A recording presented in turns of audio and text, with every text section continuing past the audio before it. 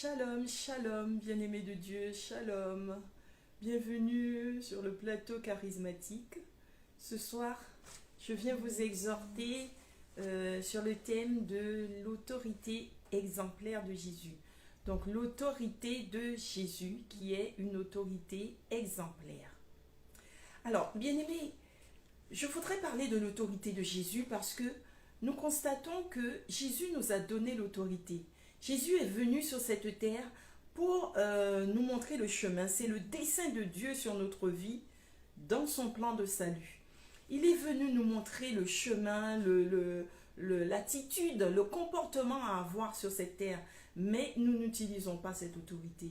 Nous passons beaucoup de temps à nous plaindre, à pleurer, alors que nous avons une autorité dans les mains, nous les chrétiens, nous les enfants de Dieu, ceux qui se disent fils et filles de Dieu. J'entends beaucoup de gens dire, moi je suis une princesse de l'Éternel. Mais ce sont de belles paroles, des slogans comme j'ai entendu un pasteur dire récemment. Mais est-ce que notre but n'est pas justement de réciter la parole de Dieu en vain, mais nous devons appliquer la parole de Dieu. Donc, pour revenir à Jésus, Jésus est venu, je disais, sur cette terre, il est venu pour apporter le salut, mais il est venu aussi nous donner l'autorité, cette autorité que le diable nous avait volée au temps d'Adam et Ève.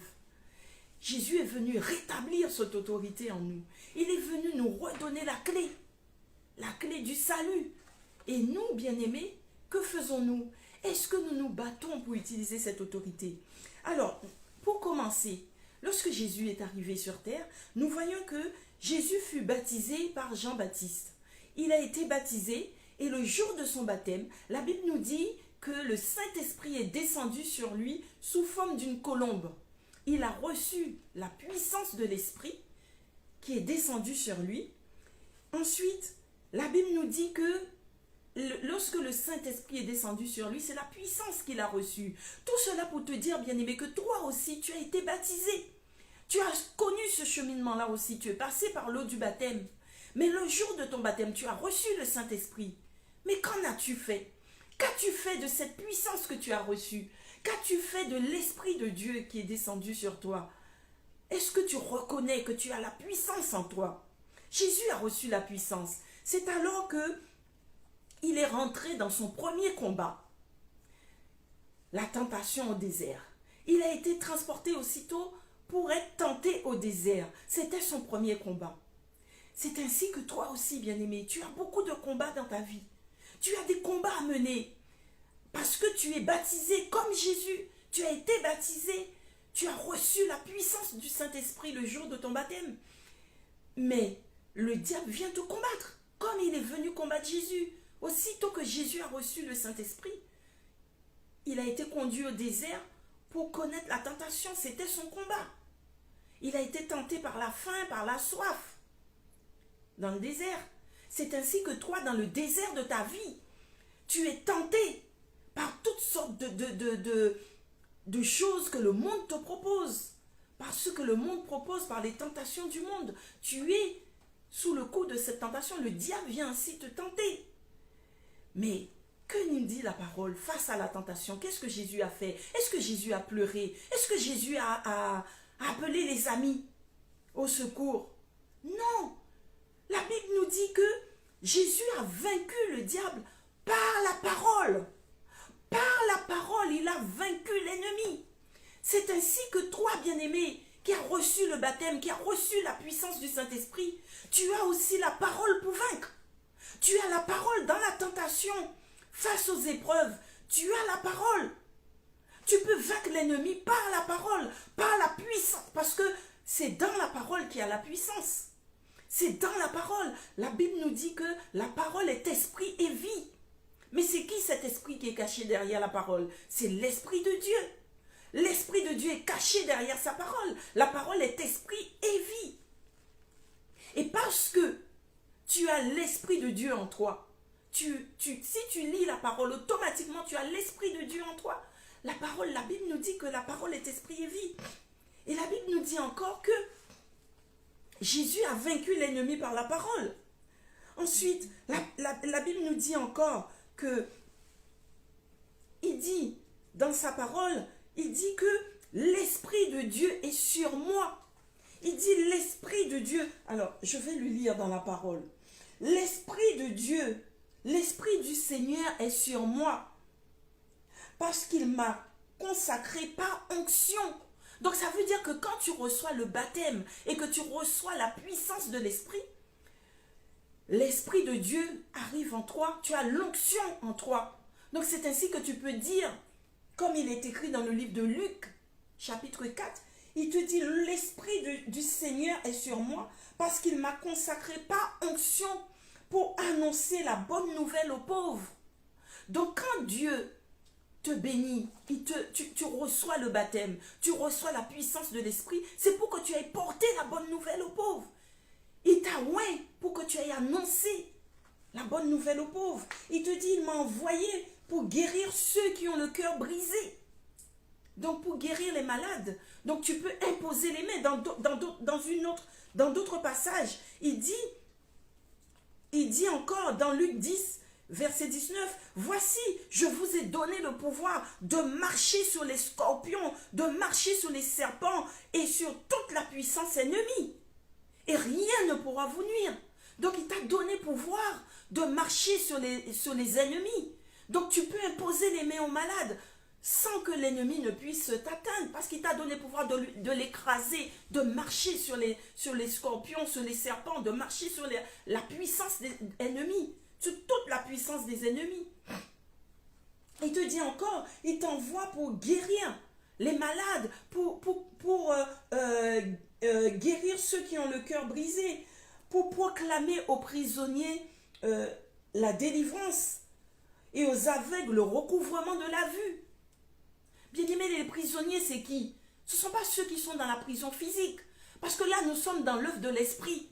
Les prisonniers, ce sont ceux qui sont enfermés par la puissance du mal, par la puissance de l'ennemi. Tous ceux qui sont encore dans les ténèbres. Ce sont eux les prisonniers dont parlent les Écritures.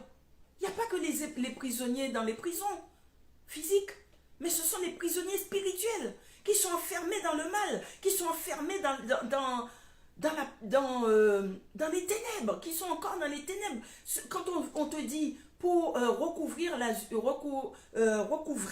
les yeux aux aveugles, parce que les aveugles, c'est qui? Ce sont ceux qui sont dans les ténèbres, qui marchent dans les ténèbres, qui ne voient pas où ils vont, qui ne sachent pas où ils vont. Ils ne connaissent pas, ils n'ont pas encore reçu la lumière de Dieu. Ils n'ont pas reçu la lumière de Christ. Oh, bien-aimé. Amen. Amen. Reçois cette parole, bien-aimé. Toi qui as reçu le baptême, toi qui es baptisé, qui as la puissance de Dieu en toi, reçois cette parole face à tes épreuves, face aux événements de ta vie. Utilise la parole, bien-aimé. La parole de Dieu est une épée. La Bible dit que la parole est une épée à double tranchant. Utilise la parole dans tes situations. Lorsque tu traverses le désert de ta vie, la Bible te dit que tu as la parole de Dieu. Tu peux vaincre l'ennemi par la parole de Dieu parce qu'il t'a dit dans Luc 10, verset 19, « Voici, je vous ai donné le pouvoir de marcher sur les scorpions, de marcher sur les serpents et sur toute la puissance ennemie.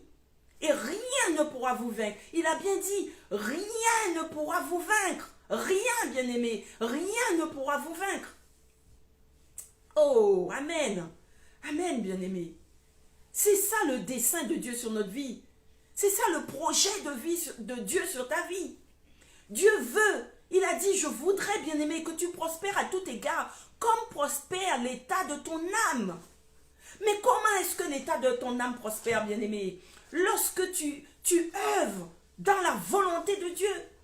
Lorsque tu arrives à utiliser la parole de Dieu comme une épée dans ta vie, pour vaincre l'ennemi, pour vaincre toute puissance ennemie. Oh, bien-aimé. Amen, amen, amen. Amen, bien-aimé. Oh, bien-aimé. C'est une révélation que je t'apporte là, bien-aimé. C'est une révélation que je t'apporte là. Saisis-la. Si tu sais, j'ai jeté une graine. Paul a dit, moi j'ai semé. Apollos a arrosé. Mais c'est Dieu qui fait pousser. Bien-aimé, j'ai jeté une semence. J'ai jeté une semence aujourd'hui. Reçois. Reçois, bien-aimé. Et Dieu fera. Dieu fera dans ta vie si tu crois. Crois seulement et tu verras sa gloire. Amen. Il a dit dans sa parole, rien ne pourra vous nuire. Il dit encore dans sa parole, bien-aimé, l'Esprit du Seigneur est sur moi parce qu'il m'a consacré, il m'a oint pour aller porter la bonne nouvelle. Jésus connaissait son autorité, bien-aimé.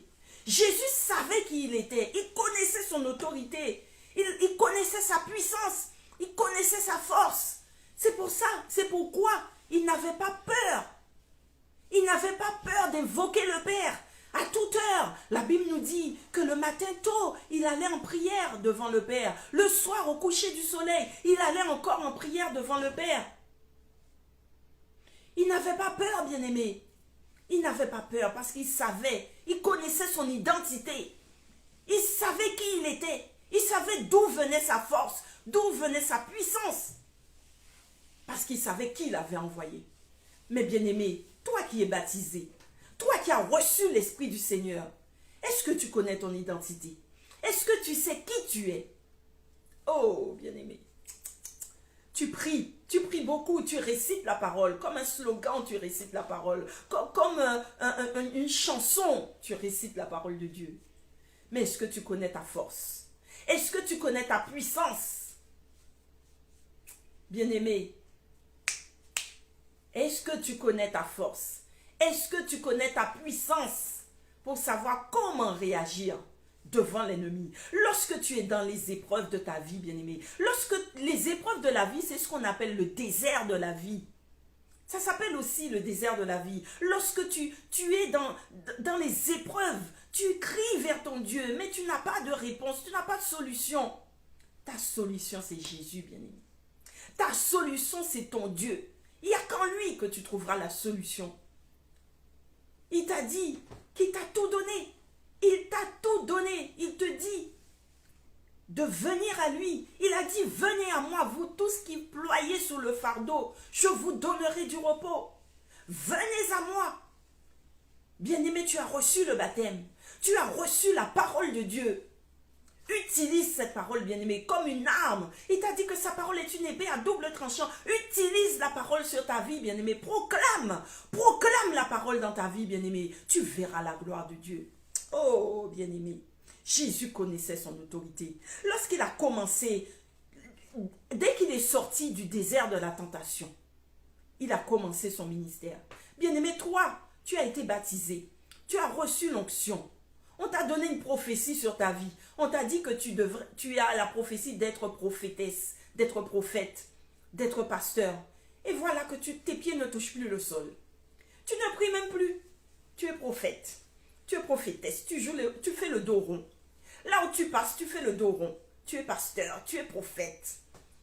Tu n'es même pas passé par le désert de ta vie. Tu n'es même pas passé par le désert de ta vie. Tu fais déjà le dos rond.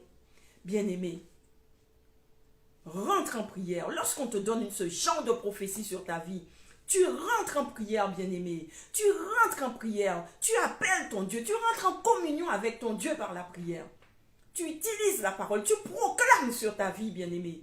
Et c'est ainsi que tu vois la gloire de Dieu. C'est ainsi que tu verras ta percée. Par la parole de Dieu, par la prière. C'est ainsi que tu verras la puissance de Dieu grandir en toi. Tu verras la flamme sortir de toi, grandir en toi. Parce que lorsqu'on te donne la prophétie, bien-aimé, lorsqu'on te dit, bien-aimé, tu as reçu le baptême, tu as reçu la puissance en toi. Mais tu dois faire fructifier. Tu dois faire fructifier, tu dois faire grandir cette flamme en toi. Fructifier la parole en toi. Oh, bien-aimé. Oh, bien-aimé. C'est notre exemple. Pour marcher avec autorité et puissance.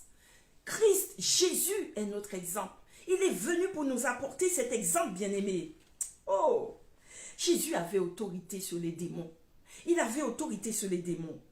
On a l'exemple du fou de Gadara, par exemple, qui avait une légion de démons en lui. Jésus a pris autorité sur lui. Et chaque fois que Jésus prenait autorité, les démons même parlaient à Jésus. Ils reconnaissaient la puissance de Jésus. Souvenez-vous, bien-aimés, il disait, je sais qui tu es. Tu es le Saint d'Israël, tu es le Saint de Dieu. Jésus les faisait même taire. Il connaissait l'identité de Jésus, il le proclamait. Mais toi, bien-aimé, lorsque tu vas prier, lorsque tu vas combattre, toi qui aimes faire le combat spirituel, est-ce que tu es connu dans le monde spirituel? Est-ce que ton identité est reconnue dans le monde spirituel? Nous avons ce passage biblique que je n'ai pas noté, mais ce passage biblique où on voit cette personne qui a voulu chasser le démon et que le démon lui a répondu, je connais Paul, je connais le compagnon de Paul, mais toi, qui es-tu? Qui es-tu? Je ne te connais pas. Parce que cette personne n'a pas d'identité. Il est baptisé peut-être. Il a reçu l'onction. Mais il ne connaît pas son identité. Il n'a pas exercé la puissance. Donc, l'Esprit lui dit, je ne te connais pas. Bien-aimé, est-ce que toi, tu es connu dans le monde spirituel? Est-ce que tu es connu dans le monde spirituel? Est-ce que tu es connu dans le monde spirituel, dans le monde des esprits? Est-ce que tu es connu? Est-ce que ton identité est révélée? Oh, bien-aimé, amen. Amen, amen, bien-aimé, reçois cette parole. J'ai jeté une semence, reçois cette parole, bien-aimé. Donc, je disais que Jésus, il connaissait son identité. Les démons reconnaissaient l'identité de Jésus. Les démons avaient peur de Jésus. Lorsque Jésus passait quelque part, ils avaient peur parce qu'ils reconnaissaient son identité. Ils savaient que c'était Jésus-Christ, le Fils de Dieu, que c'était un Dieu qui passait. Mais toi, lorsque tu passes, bien-aimé, est-ce que c'est un Dieu qui passe? Est-ce que les démons peuvent trembler lorsque tu passes? Est-ce qu'ils reconnaissent Dieu en toi? La puissance en toi?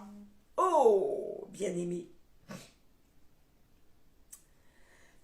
Si on continue encore, Jésus a commencé donc son ministère en Galilée. Il a parcouru la Galilée, il a parcouru Nazareth, Capernaum. La Bible nous dit que les docteurs de la loi étaient frappés de son enseignement. Ils étaient frappés de sa doctrine. Ils étaient surpris de voir que cet homme qui était de Galilée, cet homme de Nazareth, qui connaît aussi bien la parole. Ils étaient frappés, la Bible dit qu'ils étaient frappés par cette doctrine. Ils se demandaient, mais comment est-ce que, où a-t-il été enseigné? Comment est-ce qu'il connaît toutes ces choses? Ah, bien-aimé, est-ce que tu connais la parole de Dieu, bien-aimé? Tu fais des prières de combat, mais est-ce que tu connais la parole de Dieu? Bien-aimé, pour rentrer dans le combat, lis d'abord la parole. Imprègne-toi de la parole. Reçois la parole en toi comme une sève qui coule en toi. Comme une source d'eau qui vient jaillir en toi, qui vient arroser ton être. Bien-aimé, reçois la parole. Et ensuite proclame cette parole. Lorsque tu proclames, la parole doit sortir de tes entrailles. Elle doit sortir comme un feu dévorant, comme une puissance qui vient heurter le roc des cœurs, qui vient briser le roc autour de toi, qui vient briser la puissance de l'ennemi autour de toi. Oh, la Bible déclare que notre Dieu est un feu dévorant. Bien-aimé, tu dois être feu dévorant comme ton Dieu est feu dévorant. Lorsque tu passes, ton feu doit pouvoir éteindre la puissance de l'ennemi. Par la proclamation de la parole. C'est ainsi que Jésus nous a enseigné. Parce qu'il est venu sur terre pour nous enseigner, bien-aimés. Il est venu nous enseigner la parole, nous enseigner la marche à suivre avec notre Dieu. La Bible nous dit que Jésus guérissait les malades. Jésus avait autorité sur les démons. Jésus parlait aux choses de la nature. Il parlait au vent, il parlait à la mer. Il prenait autorité sur ces choses. Jésus avait autorité même sur cet arbre. Souvenez-vous, cet arbre qu'il a maudit. Le figuier maudit. Il a maudit le figuier n'a plus porté de fruits et il s'est desséché. Bien-aimés, c'est ça l'autorité de Christ. L'autorité qu'il est venu nous donner sur cette terre. Il a dit dans sa parole, dans Jean 14, verset 12, il a dit, nous ferons les mêmes œuvres que lui, et bien plus encore. Mais bien-aimé, si tu n'arrives même pas encore à faire les mêmes œuvres que lui, comment pourras-tu faire le bien plus encore?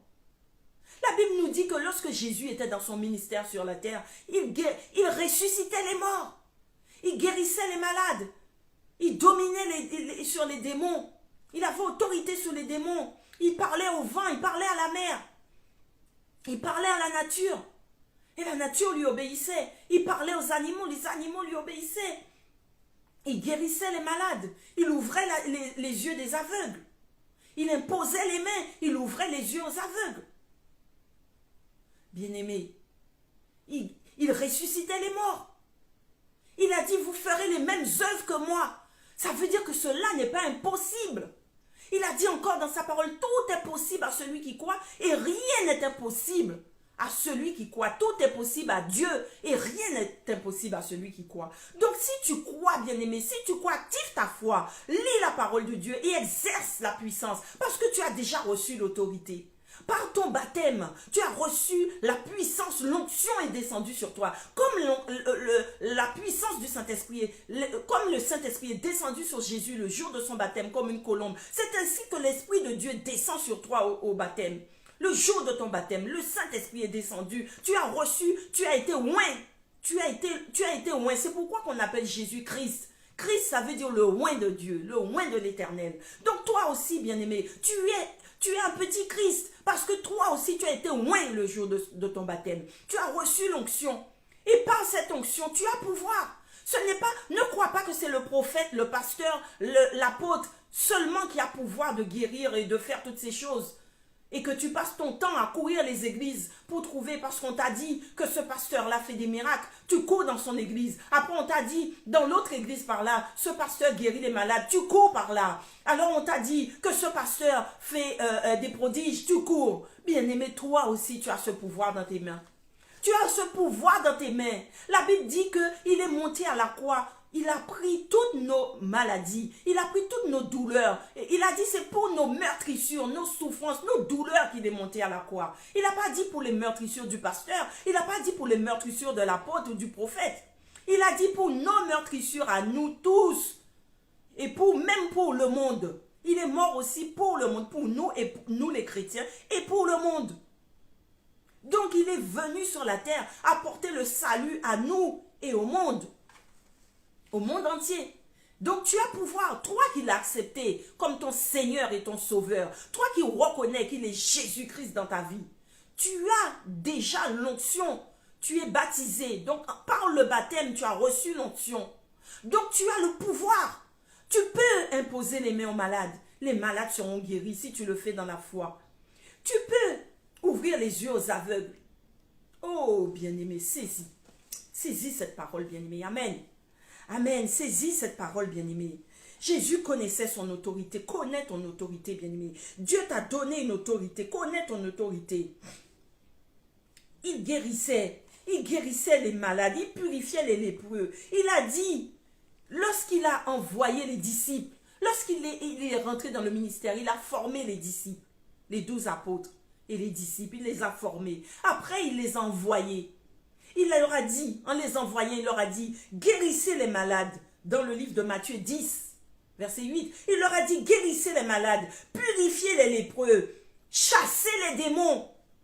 Vous avez reçu gratuitement, donné gratuitement. Ça veut dire, tu as reçu cet enseignement. Je suis venu pour vous enseigner. Il a dit encore dans le livre des... Après qu'il soit parti, il a dit, je ne vous laisserai pas seul, je vous enverrai une puissance. Parce que, il a dit, je vous enverrai cette puissance, le Saint-Esprit qui surviendra sur vous. Et il vient pour enseigner toutes choses.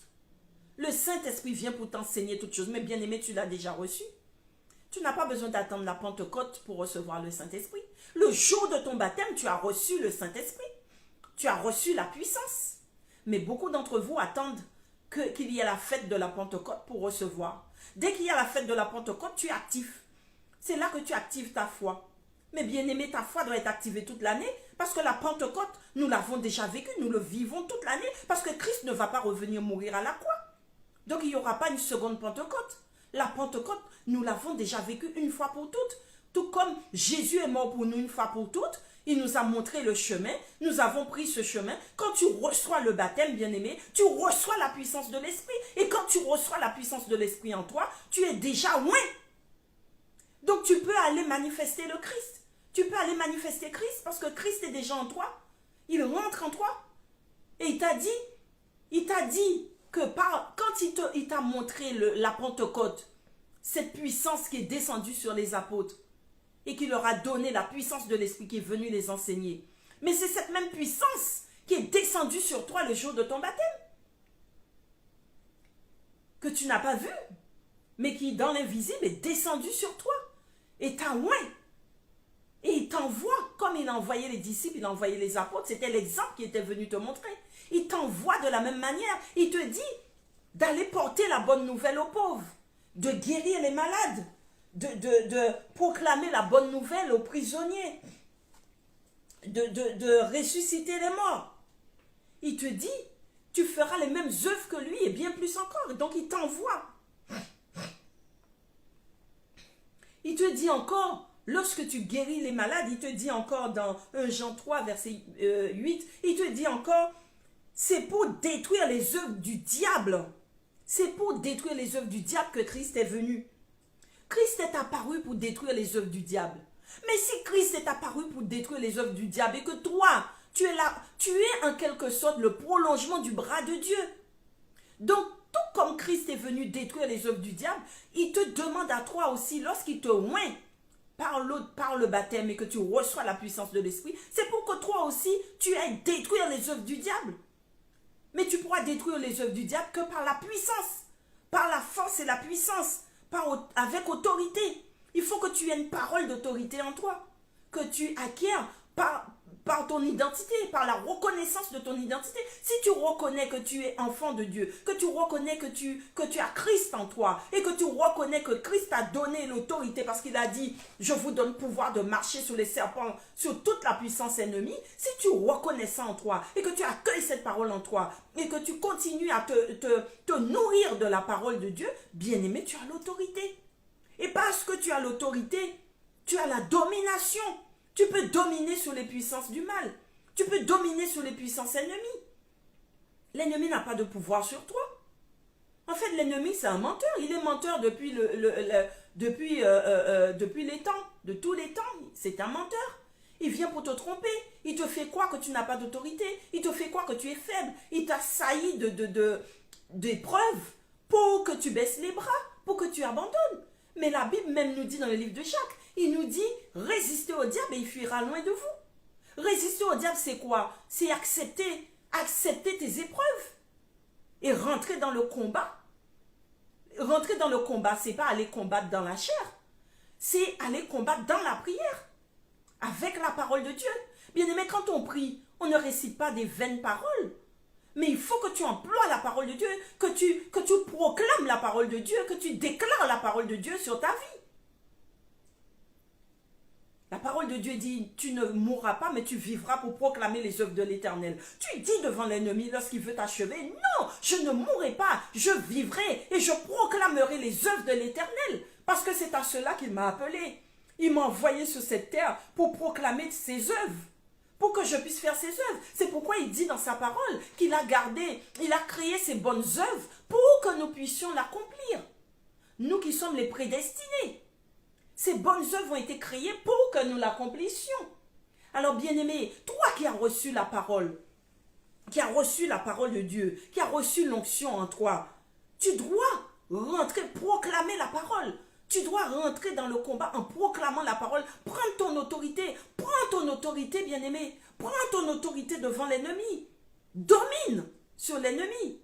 Il a dit même depuis le livre de la Genèse qu'il nous donnait de dominer. Nous avons perdu notre autorité devant l'ennemi par la chute d'Adam et Ève. Mais Christ est venu pour nous redonner cette autorité. Il est venu pour nous racheter, pour nous sortir des ténèbres et nous emmener à la lumière. Il nous a rachetés. Aujourd'hui, bien-aimé, tu as l'autorité de nouveau. Donc utilise ton autorité, utilise ce pouvoir que Christ te donne. Il a dit dans sa parole encore, dans le livre de Timothée, 2 Timothée 1, verset 7, il a dit qu'il ne nous a pas donné un esprit de timidité, mais un esprit de force, un esprit d'amour et de sagesse. Donc utilise ton autorité avec force, avec domination, avec force, mais aussi avec amour, pour rester dans l'œuvre de Dieu, pour rester dans les voies de Dieu, et avec sagesse. C'est là qu'on verra la différence entre ceux qui servent Dieu et ceux qui ne le servent pas. entre les enfants de Dieu et les enfants de l'autre. Entre ceux qui ont Christ en eux et ceux qui n'ont pas Christ. Bien-aimé, je viens t'apporter une parole. Je viens t'apporter la bonne nouvelle, comme Christ nous a envoyé. Prends ton autorité. Tu as l'autorité, bien-aimé. Ne cours pas après les hommes de Dieu pour avoir l'autorité, bien-aimé. Car tu as l'autorité. Christ t'a donné l'autorité par ton baptême. Tu as reçu la puissance, tu as reçu l'onction. Tu as l'autorité. Tu as reçu l'autorité en même temps. Reconnais ton identité. C'est pourquoi on chante ce chant le jour du baptême. On dit, tu es devenu enfant de Dieu et frère de Jésus. Alléluia. Aujourd'hui l'Esprit repose en toi et chante Alléluia. Mais bien-aimé, tu as reçu l'Esprit. Tu as reçu l'Esprit. L'Esprit repose en toi. Donc chante, chante Alléluia. Alléluia. L'Esprit repose en toi. Mais si l'Esprit repose en toi, il n'est pas venu que pour se reposer, il est venu pour agir. Active l'esprit en toi. Utilise ton autorité. Utilise ta domination. Oh, bien-aimé. La Bible nous dit que lorsque Christ est venu, il a dit aux disciples, allez dans le monde entier proclamer la bonne nouvelle à toute la création. Celui qui croira et qui sera baptisé sera sauvé, mais celui qui ne croira pas sera condamné. Ensuite, il a dit, voici les signes qui accompagneront ceux qui auront cru. Bien-aimé, prête bien l'oreille. Voici les signes qui accompagneront ceux qui auront cru. Écoute bien, bien-aimé. En mon nom, c'est-à-dire au nom de Jésus, ils pourront chasser des démons, parler de nouvelles langues, attraper des serpents. Et s'ils boivent un breuvage mortel, ça veut dire quelle que soit l'épreuve, celui-ci ne leur fera aucun mal. Et celui-ci ne leur fera aucun mal. Ils poseront les mains sur les malades et ceux-ci seront guéris. Bien-aimé, je vais terminer par cette parole de Marc 16 à partir du verset 15. Bien-aimé, je t'invite à utiliser ton autorité. Prends ton autorité, bien-aimé. Tu as l'autorité. Prends ton autorité devant l'ennemi. Prends ton autorité. Arrête de pleurer, bien-aimé. Arrête de courir les églises. Arrête de courir après les hommes de Dieu, les servantes de l'Éternel. Arrête de courir, bien-aimé. Arrête de pleurer. Arrête de passer du temps au téléphone à appeler à droite, à gauche pour avoir une solution à ton problème. Ta solution est dans la parole de Dieu. Ta solution, c'est Christ.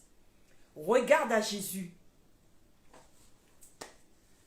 Bien-aimé, si tu es fatigué, il y a cette chanson qui dit, si tu es fatigué, regarde à Jésus. Vous connaissez cette chanson? Moi, je ne la connais pas, hein. Je ne peux que fredonner ça. Si tu es fatigué, bien-aimé, regarde à Jésus. Si tu manques de force, bien-aimé, regarde à Jésus. Si tu manques de puissance, bien-aimé, regarde à Jésus. C'est là qu'est la source d'eau vive dont il a promis dans sa parole. Il a dit, celui qui croira en lui, une source d'eau vive jaillira de son sein. Mais c'est quoi cette source d'eau vive? C'est Jésus.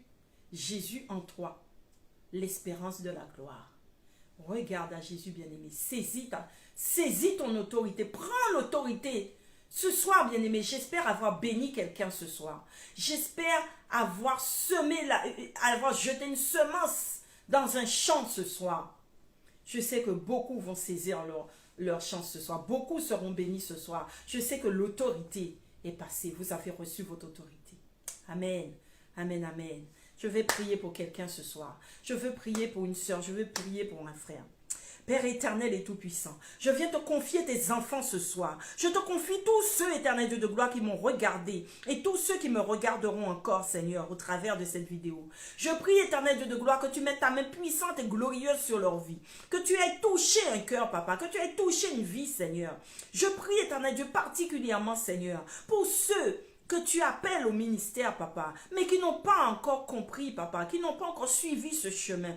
Pour ceux, éternel Dieu, que tu appelles à te servir, papa, car tu as dit que nous sommes tous appelés, Seigneur, que tu nous envoies. Tu as dit, je vous envoie pour annoncer la bonne nouvelle aux pauvres, pour guérir les malades, pour ressusciter les morts. Tu as dit, nous ferons les mêmes œuvres que toi, et bien plus encore. Bien, Seigneur Dieu de gloire, je te confie tes enfants, Seigneur. Je prie, éternel Dieu de gloire, que tu aies déversé ta gloire, ta puissance, éternel Dieu de gloire, une puissance, éternel Dieu de gloire, un esprit de force et de restauration dans leur vie, Seigneur, afin qu'ils puissent, éternel Dieu de gloire, suivre le chemin que tu nous as montré. Seigneur Jésus, au nom de Jésus, je prie, tu es venu sur cette terre, Seigneur, pour nous montrer le chemin. Tu es venu, éternel, pour nous montrer quel parcours nous devrions suivre pour pouvoir mener à bien notre vie sur cette terre. Tu as dit que tu as un projet de vie, que tu as dit, tu connais les projets que tu as formés sur notre vie, des projets de paix et non de malheur. Mais beaucoup de tes enfants sont dans le malheur,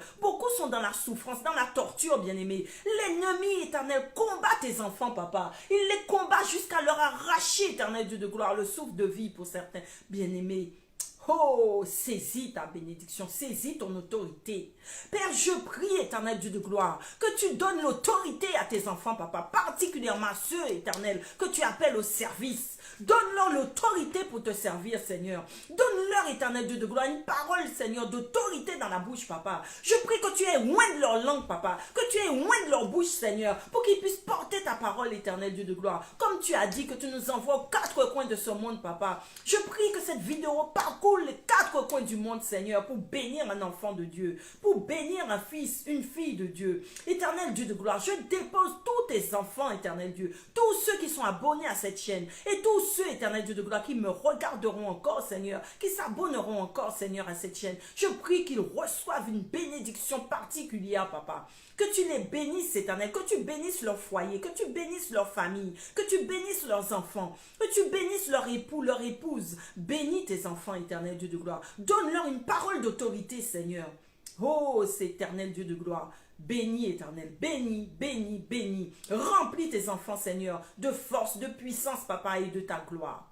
Au nom de Jésus, j'ai prié. Amen. Bien-aimés, je vous remercie de m'avoir suivi au travers de cette vidéo.